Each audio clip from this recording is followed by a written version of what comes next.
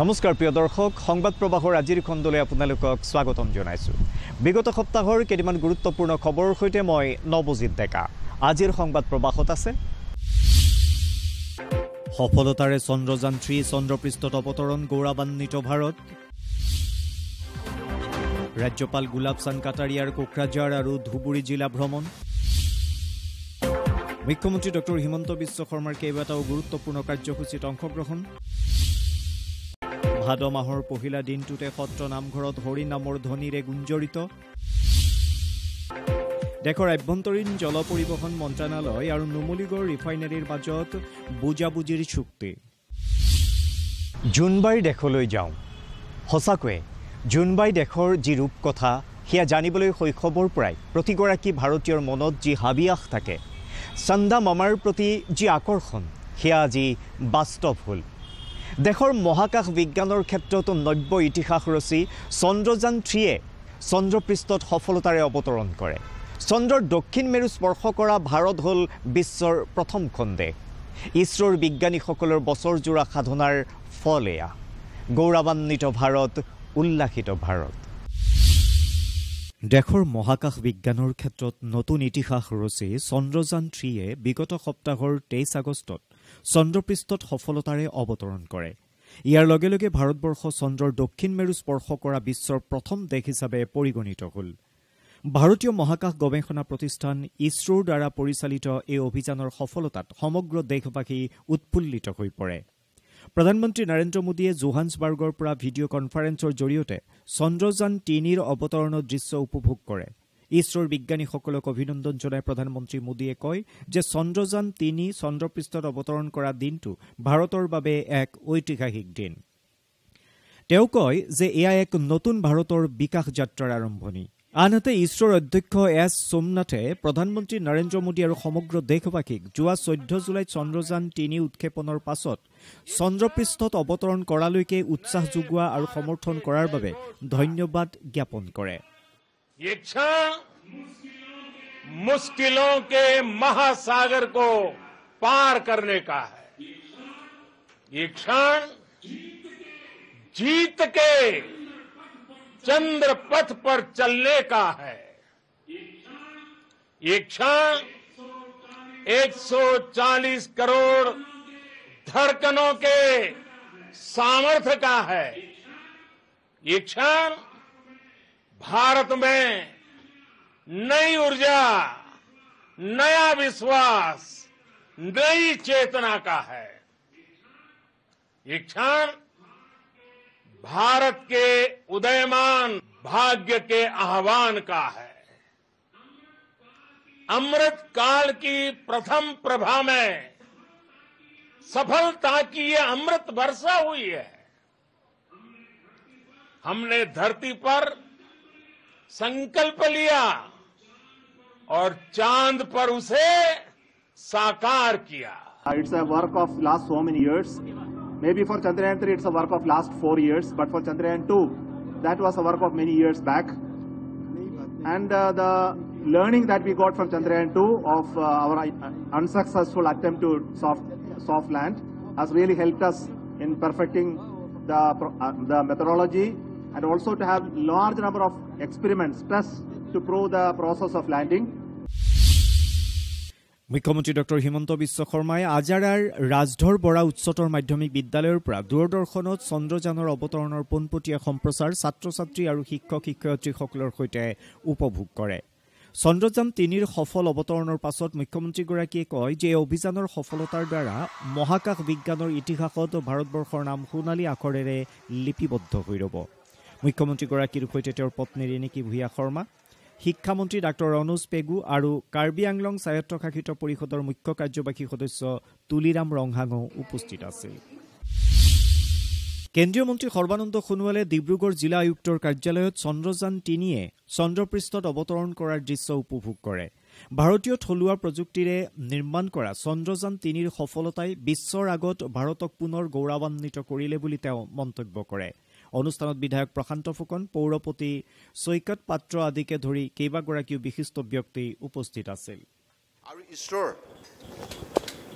সাইন্টিষ্টসকলে বৈজ্ঞানিকসকলে দিনে নিশাই কষ্ট কৰি আমাৰ মাননীয় প্ৰধানমন্ত্ৰী ডাঙৰীয়াৰ সপোন দিঠকত পৰিণত কৰিলে, দেশবাসীৰ সপোন দিঠকত পৰিণত কৰিলে।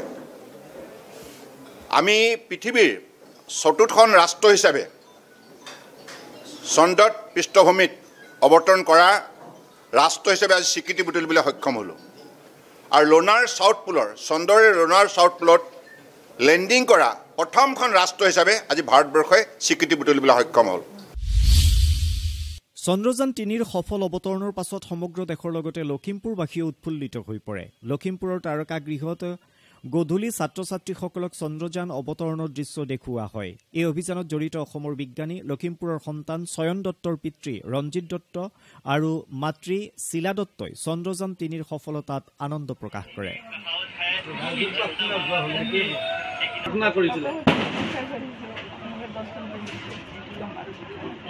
प्राउड फीलिंग है मोर बॉर्डर कारण है माने कि मोर बॉर्डर कारण मोर कांग्रेचुलेशन हमके फोन पर मैं जनालो। বিগত সপ্তাহত ৰাজ্যপাল গুলাব চান্দ কাটাৰিয়াই কোকৰাঝাৰ আৰু ধুবুৰী জিলা ভ্ৰমণ কৰি জিলা দুখনৰ উন্নয়নমূলক কাম কাজৰ বুজ লয়। আনহাতে বিগত সপ্তাহৰ 19 আগষ্টত ৰাজ্যপালগৰাকীয়ে ইনষ্টিটিউশ্যন অৱ ইঞ্জিনিয়াৰ্ছ অসম ৰাজ্যিক কেন্দ্ৰ গুৱাহাটীৰ উদ্যোগত দুদিনীয়াকৈ অনুষ্ঠিত ৰাষ্ট্ৰীয় পৰ্যায়ৰ আলোচনা চক্ৰ এখনো আনুষ্ঠানিকভাৱে মুকলি কৰে। এটি অৱলোকন। তিনিদিনীয়া কোকৰাঝাৰ আৰু ধুবুৰী ভ্ৰমণসূচীৰে ৰাজ্যপাল গুলাব চান্দ কাটাৰিয়াই বিগত সপ্তাহৰ 21 আগষ্টত কোকৰাঝাৰত BTRৰ মুখ্য কাৰ্যালয়ত উপস্থিত হয়। BTRৰ মুখ্য কাৰ্যবাহী সদস্য প্ৰমোদ বড়ো আৰু কেবিনেট মন্ত্ৰী উৰ্খাও গৌৰা ব্ৰহ্মই ৰাজ্যপালগৰাকীক পৰম্পৰাগত আৰ্নাইৰে আদৰণি জনায়। ইয়াৰ পাছতে ৰাজ্যপালগৰাকীয়ে জিলা আয়ুক্ত আৰু আৰক্ষী অধীক্ষককে ধৰি জিলা প্ৰশাসন আৰু আৰক্ষী প্ৰশাসনৰ উচ্চপদস্থ বিষয়াৰ সৈতে বৈঠকত মিলিত হয়। ইয়াৰ উপৰিও ৰাজ্যপাল কাটাৰিয়াই বিভিন্ন বিভাগৰ বিষয়াসকলৰ সৈতেও বৈঠকত মিলিত হৈ BTCৰ উন্নয়ন সম্পৰ্কীয় কাম কাজৰ বুজ লয়। और ये जो अपनी काउंसिल है, इस काउंसिल के काम के बारे में भी उनके सारे जनप्रतिनिधियों के साथ बातचीत करेंगे और इस काम को और आगे कैसे बढ़ाएं वो और हम दोनों मिलकर प्रयास करेंगे। और कहीं कहीं आप परिदर्शन करेंगे, इंस्टीट्यूशन परिदर्शन करेंगे इंस्टीट्यूशन मेडिकल कॉलेज और बाकी को विजिट करेंगे। আনহাতে ইনষ্টিটিউশ্যন অৱ ইঞ্জিনিয়াৰ্ছ অসম ৰাজ্যিক কেন্দ্ৰ গুৱাহাটীৰ উদ্যোগত আৰু মেকানিকেল অভিযান্ত্ৰিক পৰিষদৰ সহযোগত পাণবজাৰস্থিত প্ৰতিষ্ঠানটোৰ প্ৰেক্ষাগৃহত বিগত সপ্তাহৰ 19 আগষ্টৰ পৰা দুদিনীয়াকৈ আয়োজিত এখন ৰাষ্ট্ৰীয় পৰ্যায়ৰ আলোচনা চক্ৰ উদ্বোধন কৰে ৰাজ্যপাল গুলাব চান্দ কাটাৰিয়াই। আলোচনা চক্ৰত কেইবাগৰাকী অভিযন্তা, প্ৰবক্তা, অধ্যাপক আৰু গৱেষক ছাত্ৰই তেওঁলোকৰ কাৰিকৰী প্ৰবন্ধ উপস্থাপন কৰে। অনুষ্ঠানত অসম প্ৰদূষণ নিয়ন্ত্ৰণ পৰিষদৰ অধ্যক্ষ ডক্টৰ অৰূপ কুমাৰ মিশ্ৰ আৰু অইল ইণ্ডিয়া লিমিটেডৰ সঞ্চালক পংকজ গোস্বামীকে ধৰি কেইবাগৰাকীও বিশিষ্ট ব্যক্তিয়ে অংশগ্ৰহণ কৰে। আলোচনা চক্ৰখনৰ বিষয় আছিল জলবায়ু পৰিৱৰ্তন প্ৰশমিত কৰাত যান্ত্ৰিক অভিযন্তাৰ ভূমিকা। तो मैं निश्चित रूप से आने वाले समय में हम सबके प्रयास से इस क्लाइमेट को कंट्रोल करने में और जनमानस और जनता के लिए उपयोगी कैसे हो इसका प्रयत्न। এই ক্ষেত্ৰত আমাৰ যিখিনি যান্ত্ৰিক ইঞ্জিনিয়াৰিঙৰ মানে মেকানিকেল ইঞ্জিনিয়াৰিং যিখিনি আছে তেওঁলোকে কি ধৰণে এটা ৰোল প্লে কৰিব পাৰে এইটো কৰা হৈছে। গতিকে এইবাৰ আমাৰ মেকানিকেল ইঞ্জিনিয়াৰিঙৰ ফালৰ পৰা এইটো কৰা হ'ল। এনেকুৱা নহয় যে অকল মেকানিকেল ইঞ্জিনিয়াৰ জড়িত, ইয়াৰ সৈতে আমাৰ প্ৰযুক্তি আৰু বিজ্ঞানৰ সকলো ধাৰাৰ মানুহে জড়িত হৈ থাকে। প্ৰিয় দৰ্শক, সংবাদ প্ৰবাহত এইবাৰ দিব খুজিছো মুখ্যমন্ত্ৰী ডক্টৰ হিমন্ত বিশ্ব শৰ্মাৰ বিগত সপ্তাহৰ দুটিমান গুৰুত্বপূৰ্ণ কাৰ্যসূচীৰ খবৰ। অহা 30 আগষ্টত মালিগাঁৱৰ উৰণীয়া সেতু মুকলি কৰা হ'ব। বিগত সপ্তাহৰ 23 আগষ্টৰ নিশা মুখ্যমন্ত্ৰী ডক্টৰ হিমন্ত বিশ্ব শৰ্মাই নৱনিৰ্মিত সেতুখন পৰিদৰ্শন কৰে। এই সময়ছোৱাত মন্ত্ৰী জয়ন্ত মল্ল বৰুৱাই মুখ্যমন্ত্ৰীগৰাকীক সংগ দিয়ে। পৰিদৰ্শন কালত মুখ্যমন্ত্ৰীয়ে কয় যে ৰাখী পূৰ্ণিমাৰ দিনাখনে সেতুখন ৰাইজৰ বাবে মুকলি কৰি দিয়া হ'ব। উল্লেখযোগ্য যে 4 লেনযুক্ত 2.6 কিলোমিটাৰ দৈৰ্ঘ্যৰ উৰণীয়া সেতুখনৰ নিৰ্মাণত 420 কোটি টকা ব্যয় হৈছে। ই পাণ্ডুলৈকে যাব আৰু ভৱিষ্যতে ই কামাখ্যা মন্দিৰৰ বিকল্প পথটোক সংযোজিত কৰিব। এই দলংখন বা উৰণীয়া সেতুখন মই নিজে ঘূৰি চালোঁ। 30 আমাৰ আগষ্ট তাৰিখ ৰাখী পূৰ্ণিমা। ৰাখী পূৰ্ণিমাৰ সন্ধিয়া 5 বজাত আমি এই উৰণীয়া সেতুখন অসমবাসী ৰাইজৰ বাবে আমি উৎসৰ্গা কৰিম সেই ধৰণে আমি সিদ্ধান্ত লৈছোঁ মুখ্যমন্ত্ৰী ডক্টৰ হিমন্ত বিশ্ব শৰ্মাই ৰাজ্যত বহু বিবাহ নিষিদ্ধ কৰা আইন প্ৰণয়নৰ সন্দৰ্ভত জনসাধাৰণৰ মতামত বিচাৰি বিগত সপ্তাহৰ 21 আগষ্টত সামাজিক মাধ্যমৰ জৰিয়তে আহ্বান জনায় উল্লেখযোগ্য যে এই আইন প্ৰণয়ন কৰিবলৈ ৰাজ্য চৰকাৰে এখন বিশেষজ্ঞ সমিতি গঠন কৰিছে বিশেষজ্ঞ সমিতিয়ে বহু বিবাহ সম্পৰ্কীয় আইন প্ৰণয়ন কৰাৰ ক্ষেত্ৰত ৰাজ্যিক বিধানসভাই সাংবিধানিক ক্ষমতা বহন কৰে বুলি মত পোষণ কৰি মুখ্যমন্ত্ৰীৰ ওচৰত প্ৰতিবেদন দাখিল কৰিছে ইফালে ইছলাম ধৰ্মৰ প্ৰতি সন্মান জনাই আদালতে ইতিমধ্যে এগৰাকীতকৈ অধিক পত্নী থকাটো ধৰ্মৰ অপৰিহাৰ্য অংগ নহয় বুলি ৰায় দিছে এই উদ্দেশ্যে ৰাজ্য চৰকাৰৰ গৃহ আৰু ৰাজনৈতিক বিভাগে ৰাজহুৱা জাননীও জাৰি কৰিছে 100 সংখ্যক ৰাজ্যিক কেবিনেটৰ পূৰ্বে মুখ্যমন্ত্ৰী ডক্টৰ হিমন্ত বিশ্ব শৰ্মাই বিগত সপ্তাহৰ 24 আগষ্টত বিভাগীয় বিষয়াসকলৰ সৈতে এখন পৰ্যালোচনা বৈঠকত মিলিত হয় মুখ্যমন্ত্ৰীগৰাকীয়ে 99খন কেবিনেট বৈঠকত সিদ্ধান্ত লোৱা 1244টা সিদ্ধান্তৰ পৰ্যালোচনা কৰে ইয়াৰ লগতে মুখ্যমন্ত্ৰীগৰাকীয়ে স্থবিৰ হৈ থকা 124টা সিদ্ধান্ত শীঘ্ৰে সম্পূৰ্ণ কৰাৰ নিৰ্দেশনাও প্ৰদান কৰে বিশিষ্ট শিক্ষাবিদ কটন কলেজৰ প্ৰাক্তন উপাধ্যক্ষ দেবেন দত্তৰ বাসগৃহত 24 আগষ্টত উপস্থিত হৈ মুখ্যমন্ত্ৰী ডক্টৰ হিমন্ত বিশ্ব শৰ্মাই শোকসন্তপ্ত পৰিয়ালবৰ্গলৈ গভীৰ সমবেদনা জ্ঞাপন কৰে মুখ্যমন্ত্ৰীগৰাকীয়ে প্ৰয়াত শিক্ষাবিদগৰাকীৰ আত্মাৰ চিৰশান্তিৰ কামনা কৰি শ্ৰদ্ধাঞ্জলি জ্ঞাপন কৰে অসমৰ সমাজ জীৱনৰ এগৰাকী উজ্জ্বল জ্যোতিষ্ক আৰু কটন মহাবিদ্যালয়ৰ প্ৰাক্তন উপাধ্যক্ষ আৰু আমাৰ সকলোৰে শ্ৰদ্ধাৰ দেবেন দত্ত ডাঙৰীয়াৰ পৰলোক প্ৰাপ্তিৰ বাতৰিয়ে স্বাভাৱিকতে অসমৰ ৰাইজক ম্ৰিয়মান কৰিছে আমাক সকলোকে শোকাকুল কৰি তুলিছে আজি মই তেখেতৰ বাসভৱনলৈ আহি তেখেতৰ কন্যা সন্তান বোৱাৰী জোৱাই সকলোকে সাক্ষাৎ কৰি অসমবাসী ৰাইজৰ হৈ গভীৰ সমবেদনা জনালোঁ আৰু বিদেহী আত্মাৰ সদ্গতি কামনা কৰিলোঁ ভগৱানে তেখেতক চিৰশান্তি প্ৰদান কৰক তেখেতৰ অদমনীয় কৰ্মস্পৃহাই আৰু তেখেতৰ আপোচবিহীন ব্যক্তিত্বই অসমৰ নৱপ্ৰজন্মক সদায় প্ৰেৰণা যোগাই যাব তাক মই বিশ্বাস কৰোঁ বিগত সপ্তাহত দেশৰ আভ্যন্তৰীণ জল পৰিবহণ মন্ত্ৰণালয় আৰু নুমলীগড় ৰিফাইনাৰীৰ মাজত এখন বুজাবুজিৰ চুক্তি স্বাক্ষৰিত হয় এই বুজাবুজি চুক্তি স্বাক্ষৰিত অনুষ্ঠানত উপস্থিত থাকে কেন্দ্ৰীয় মন্ত্ৰী সৰ্বানন্দ সোণোৱাল আৰু কেন্দ্ৰীয় ৰাজ্যমন্ত্ৰী ৰামেশ্বৰ তেলী এটি ৰেঙনি দেশৰ আভ্যন্তৰীণ জল পৰিবহণ মন্ত্ৰণালয় আৰু নুমলীগড় ৰিফাইনাৰী লিমিটেডৰ মাজত বিগত সপ্তাহৰ 24 আগষ্টত এখন বুজাবুজিৰ চুক্তি স্বাক্ষৰিত হয় হোটেল ৰেডিসন ব্লুত অনুষ্ঠিত হোৱা এই অনুষ্ঠানত উপস্থিত থাকে কেন্দ্ৰীয় মন্ত্ৰী সৰ্বানন্দ সোণোৱাল আৰু কেন্দ্ৰীয় ৰাজ্যমন্ত্ৰী ৰামেশ্বৰ তেলী উল্লেখ্য যে ৰিফাইনাৰীত উৎপাদিত সামগ্ৰী জলপথেৰে চুবুৰীয়া ৰাজ্যলৈ ৰপ্তানি কৰাৰ লক্ষ্যৰে এই চুক্তিত স্বাক্ষৰ কৰা হয় কেন্দ্ৰীয় মন্ত্ৰী সৰ্বানন্দ সোণোৱালে কয় যে এই চুক্তিৰ জৰিয়তে দুয়োটা বিভাগে যৌথভাৱে কাম কৰি দেশৰ অৰ্থনৈতিক উন্নয়নত সহযোগ কৰিব ৰিফাইনাৰী লিমিটেড আৰু ইনলেণ্ড ৱাটাৰৱেজ অথৰিটি অফ ইণ্ডিয়াৰ মাজত এখন বুজাবুজি চুক্তি স্বাক্ষৰিত কৰা হ'ল এই বুজাবুজি চুক্তিৰ মূল লক্ষ্য হৈছে যে আগন্তুক দিনত মিউচুৱেল কোঅপাৰেশ্যনৰ যোগেদি অৰ্থাৎ দুয়োটা সংস্থাই ভাৰত চৰকাৰৰ যৌথভাৱে কাম কৰিব আৰু ভৱিষ্যতৰ দিনত নুমলীগড় ৰিফাইনাৰীৰ পৰা উৎপাদিত সামগ্ৰীবিলাক বাংলাদেশৰ লগতে চুবুৰীয়া ৰাষ্ট্ৰসমূহত ৰপ্তানি কৰিব অৰ্থাৎ আজি তাৰিখত ভাৰত চৰকাৰৰ পোৰ্ট শ্বিপিং ৱাটাৰৱেজ মন্ত্ৰালয়ৰ তৰফৰ পৰা যিখিনি আমি এনআৰএলৰ সৈতে মিলি কাম কৰি আছোঁ ভাৰত চৰকাৰ পেট্ৰলিয়াম আৰু নেচাৰেল গেছেছ মন্ত্ৰালয়ৰ সৈতে ইয়াৰ যোগেদি বৰ্তমান সময়ত এক্সপানশ্যনৰ বাবে যিখিনি অভাৰ ডাইমেনশ্যনেল অভাৰৱেট কাৰ্গোৰ প্ৰয়োজন হয় সেইখিনি হালদিয়া পোৰ্টৰ পৰা আমাৰ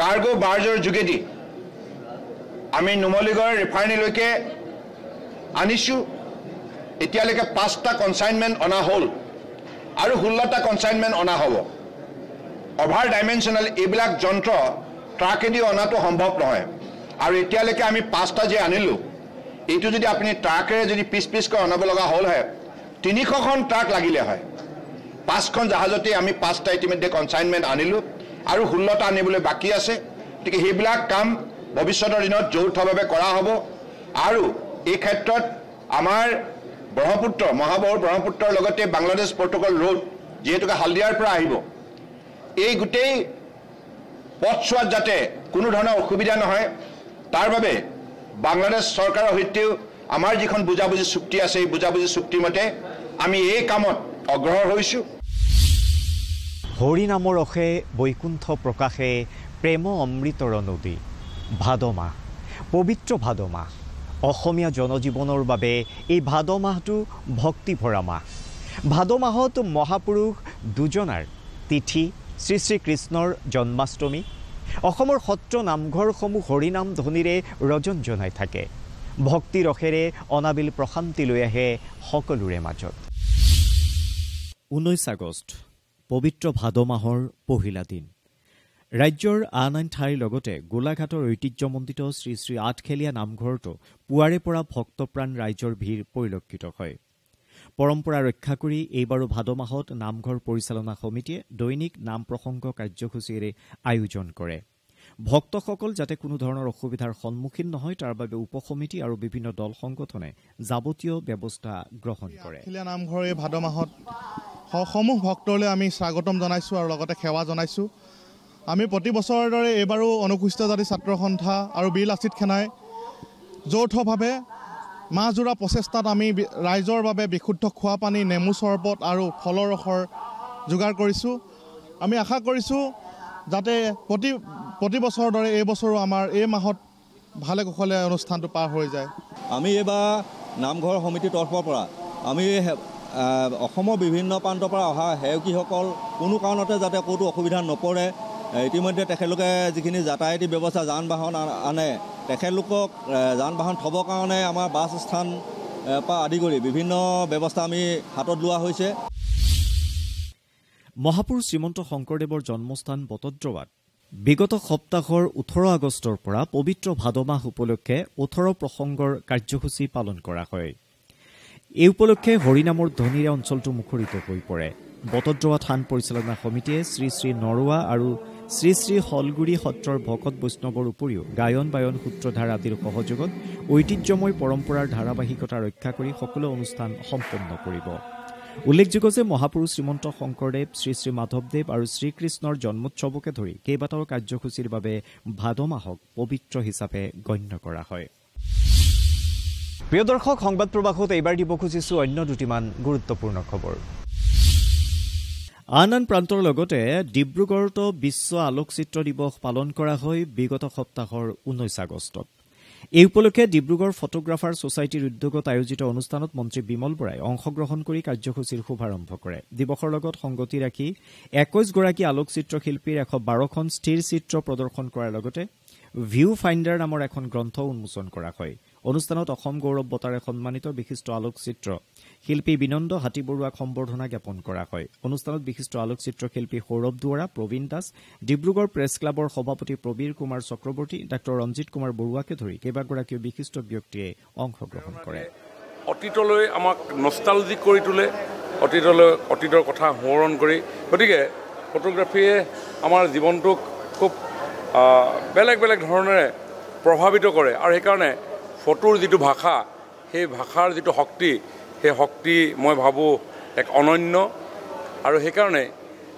ফটোৱে কথা কয় বুলি কয় ফটোৰ মাধ্যমেৰে বহু কথা ফটোৰ মাধ্যমেৰে এখন ভাল ফটোৱে লিপিবদ্ধ নোহোৱাকৈ বহু কথা প্ৰকাশ কৰিব পাৰে যিয়ে এখন ইভিন সমাজো চেঞ্জ কৰি দিব পাৰে এখন ফটোৱে এখন সমাজৰ বিভিন্ন বিষয় তুলি ধৰিব পাৰে গতিকে ফটোৰ শক্তি সদায় যুগে যুগে প্ৰাধান্য পাই গৈ থাকিব অসম ফটো সাংবাদিক সন্থাৰ উদ্যোগত গুৱাহাটী প্ৰেছ ক্লাবত বিশ্ব আলোকচিত্ৰ দিৱস পালন কৰা হয়। অনুষ্ঠানত বিশিষ্ট শিক্ষাবিদ ডক্টৰ অমৰজ্যোতি চৌধুৰীয়ে বন্তি প্ৰজ্বলন কৰি কাৰ্যসূচীৰ শুভাৰম্ভ কৰে। ডক্টৰ চৌধুৰীয়ে ফটো সাংবাদিকসকলক শুভেচ্ছা জনোৱাৰ লগতে ছবিৰ জৰিয়তে বিশেষ মুহূৰ্তসমূহ আবদ্ধ কৰাৰ বাবে সাংবাদিকসকলে যথেষ্ট কষ্ট স্বীকাৰ কৰিবলগীয়া হয় বুলিও উল্লেখ কৰে। অনুষ্ঠানত মহানগৰ আৰক্ষী আয়ুক্ত দিগন্ত বৰাই অংশগ্ৰহণ কৰি এখন ছবিয়ে এটা গল্পৰ ইতিহাস প্ৰতিফলিত কৰে বুলি মত প্ৰকাশ কৰে। জ্যেষ্ঠ সাংবাদিক প্ৰশান্ত ৰাজগুৰুকে ধৰি কেইবাগৰাকী বিশিষ্ট সাংবাদিকে অংশগ্ৰহণ কৰা এই অনুষ্ঠানত জ্যেষ্ঠ সাংবাদিক ধনীৰাম কলিতাক ফটো সাংবাদিকতাৰ বঁটাৰে সন্মানিত কৰা হয়। কাহিনী শুনিলোঁ তেওঁলোকৰ লগত একাত্মত হৈ তেওঁলোকৰ কষ্ট দুখ কষ্ট আৰু সৃষ্টিৰ আনন্দ যিটো আমি বুজি পালোঁ সেইটো পাই আমি অভিভূত হৈছোঁ আৰু তেওঁলোকে সমাজৰ কাৰণে যিখিনি বৰঙণি আগবঢ়াইছে তেওঁলোকৰ এই শিল্পকৰ্মৰ জৰিয়তে তাৰ বাবে তেওঁলোকক মই এইখনতেই সমগ্ৰ ৰাইজৰ থাইলেণ্ডৰ পাট্টায়াত অনুষ্ঠিত ষোড়শ বিশ্ব ড্ৰেগন নাওচালনা প্ৰতিযোগিতাত ব্ৰঞ্জৰ পদক বিজয়ী শিৱসাগৰ জিলাৰ 4গৰাকী মহিলা খেলুৱৈক বিগত সপ্তাহৰ 19 আগষ্টত দিচাংমুখত আদৰণি জনোৱা হয়। 200 মিটাৰ মিক্সড স্মল প্ৰতিযোগিতাত জানমণি মিলি, তাৰা পাংগিং, বিন্দিয়া পাংগিং আৰু চিম্পি মিলিয়ে ব্ৰঞ্জৰ পদক লাভ কৰি দেশ তথা ৰাজ্যবাসীলৈ গৌৰৱ কঢ়িয়াই আনিছে। দিচাংমুখৰ অফলা গাঁও উন্নয়ন সমিতিৰ উদ্যোগত ক্ৰীড়াপ্ৰেমী ৰাইজৰ সহযোগত পুৱা দিচাংমুখ থানা তিনিআলিৰ পৰা মটৰ চাইকেল সমদলেৰে খেলুৱৈকেইগৰাকীক মুৰং ঘৰলৈ আদৰি অনা হয়। থাইলেণ্ডত গেম হৈছিলে, ইণ্ডিয়া টিম হৈ খেলিব গৈছিলোঁ আৰু ব্ৰঞ্জ মেডেল পালোঁ। 200 মিটাৰ মিক্স স্মল বৰ্ডত ব্ৰঞ্জ মেডেল পালোঁ। USA, অষ্ট্ৰেলিয়া আৰু কানাডা আৰু ইণ্ডিয়া। তিৱা ভাষাৰ প্ৰতি আগ্ৰহী সুদূৰ অষ্ট্ৰেলিয়াৰ ডক্টৰ ভাৰ্জেনিয়া ডাউচন নামৰ যুৱতী এগৰাকীয়ে তিৱা ভাষাৰ এখন ব্যাকৰণ পুথি ৰচনা কৰি উলিয়াইছে। তিৱা সাহিত্য সভাৰ উদ্যোগত বিগত সপ্তাহৰ 21 আগষ্টত মৰিগাঁৱৰ নেলিৰ সমীপৱৰ্তী উমচুৱাইৰ চিকদামাখাত গ্ৰন্থখন উন্মোচন কৰা হয়। অনুষ্ঠানত যুৱতীগৰাকীক তিৱা জনগোষ্ঠীয় সাজপাৰেৰে সম্বৰ্ধনা জ্ঞাপন কৰা হয়। অনুষ্ঠানত তিৱা সাহিত্য সভাৰ সভাপতি দীপেন্দ্ৰনাথ বৰদলৈ আৰু সম্পাদক বিদ্যুৎ বিকাশ সেনাপতিকে ধৰি বহু সংখ্যক ব্যক্তি উপস্থিত আছিল। Not so hot. Very beautiful. Everyone should come and visit Umswai. The ecotourism is here.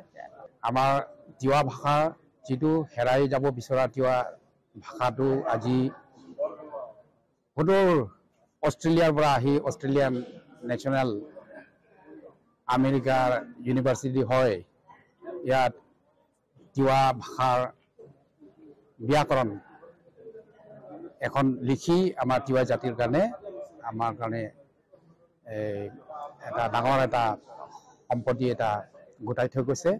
গতিকে মই মোৰ আন্তৰিক ধন্যবাদ জ্ঞাপন কৰিছোঁ আমাৰ লগত এই তিৱা ভাষাৰ ব্যাকৰণ লিখা doctor Virginia Dawson, associate professor of Western Washington University, United States of America. তেখেতক মই বহুত বহুত ধন্যবাদ দিছোঁ আৰু আজিৰ দিনটোৰ কাৰণে মই খুব ভাল পাইছোঁ, সুখী হৈছোঁ আৰু সকলো তিৱা জাতিৰ কাৰণে এইটো এটা আজিৰ ডাঙৰ এটা দিন বুলি মই এইটো অনুভৱ কৰিছোঁ। নলবাৰী চহৰৰ মাজমজিয়াত থকা নাৰী শিক্ষাৰ প্ৰাণকেন্দ্ৰ স্বৰূপ মহেন্দ্ৰ নাৰায়ণ চৌধুৰী বালিকা বিদ্যাপীঠৰ সোণালী জয়ন্তী সমাৰোহ কাৰ্যসূচী আৰম্ভ হৈছিল বিগত সপ্তাহত। 20 আগষ্টত এই সমাৰোহৰ শুভাৰম্ভণি অনুষ্ঠানৰ পতাকা উত্তোলন কৰে পৰ্যটন মন্ত্ৰী জয়ন্ত মল্ল বৰুৱাৰ লগতে আন 50গৰাকী বিশিষ্ট ব্যক্তিয়ে। ভাষণ প্ৰসংগত মন্ত্ৰী বৰুৱাই কয় যে নতুন শিক্ষানীতিৰ ফলত ৰাজ্যখনত শিক্ষাৰ মান অধিক উন্নত হ'ব। নাৰী সবলীকৰণৰ ক্ষেত্ৰত মহেন্দ্ৰ নাৰায়ণ চৌধুৰী বালিকা বিদ্যাপীঠৰ যথেষ্ট অৰিহণা আছে আৰু আগলৈও এই সফলতা অব্যাহত থাকিব বুলিও তেওঁ আশা প্ৰকাশ কৰে। 12গৰাকী ছাত্ৰীৰে আৰম্ভ হোৱা এইখন বিদ্যালয়ে সোণালী জয়ন্তী বৰ্ষত ভৰি দিলে। 50টা বছৰ গম নোপোৱাকৈ আহি এই পৰ্যায়লৈ আমাৰ বিদ্যালয়খন আহি পালে আৰু আজি এই 50 বছৰ গৰকা এই বিদ্যালয়খনৰ সোণালী জয়ন্তী বৰ্ষৰ পতাকা উত্তোলনেৰে আমি সোণালী জয়ন্তী বৰ্ষ উদযাপন কৰিবলৈ ওলাইছোঁ। প্ৰিয় দৰ্শক, এয়া আছিল সংবাদ প্ৰবাহৰ আজিৰ খণ্ডৰ খবৰ। পৰৱৰ্তী সপ্তাহত আৰু কেইটামান গুৰুত্বপূৰ্ণ খবৰৰ সৈতে মই নৱজিৎ ডেকা আপোনালোকৰ সন্মুখত পুনৰ উপস্থিত হ'ম।